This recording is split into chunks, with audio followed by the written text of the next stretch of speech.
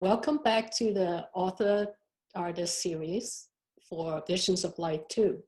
With me today is Eric Semelroth, whose pastel painting was featured in Living Artists,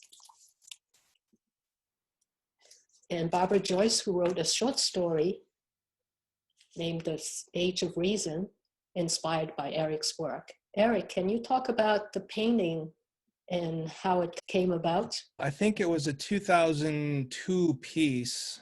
I got the idea after 9/11. I wanted to fuse the Muslim and the Christian world in a much more peaceful, harmonious way. I was working at a daily newspaper at the time.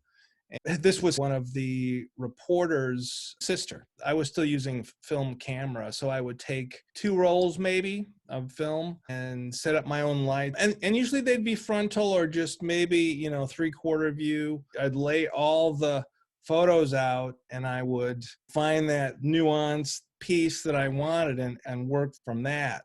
These were on watercolor paper, heavy stock, 400 pound. And I would put down a watercolor wash first, and then I would start building up pastel layers on top of those. And they would take months, and the piece would tell me when it was finished. Barbara, you chose this painting for your story. What jumped out at you and made you choose it? So I guess what really drew me to this is how very contemporary it is, and yet it still holds a traditional piece. Like, I can recognize a Madonna there, and yet it's a much broader interpretation that really appealed to me. The story is about a little girl who is growing up in the late 50s, and it starts with her a religious education in preparation for her first Holy Communion. And what a strong impression that education had on her. And she embraces that tradition for a while, but ultimately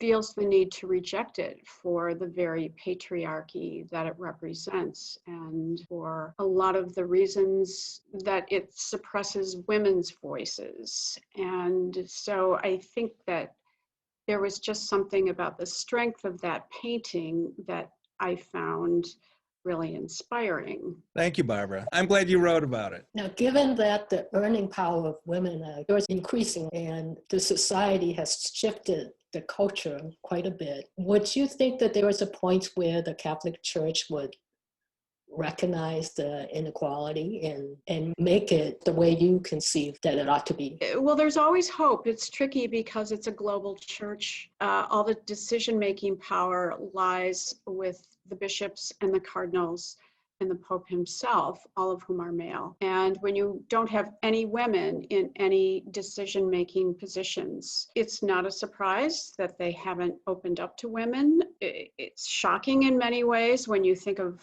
how the rest of the society has moved, but I really hope something will open up at some point because it just feels so irrelevant.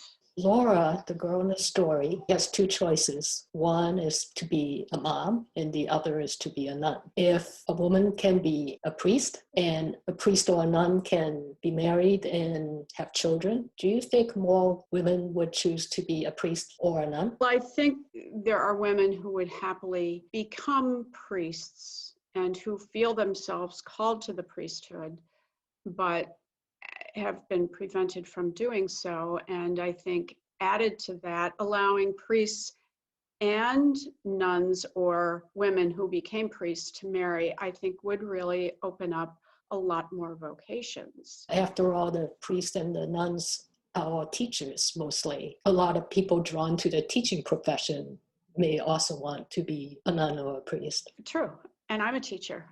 You feel like a nun is inferior to a priest? I think in terms of decision-making power and a lot of job opportunities, or yes. It's the ultimate glass ceiling. Yeah, it is, Eric, you're right. Eric, would you want to show some of your other paintings? Sure.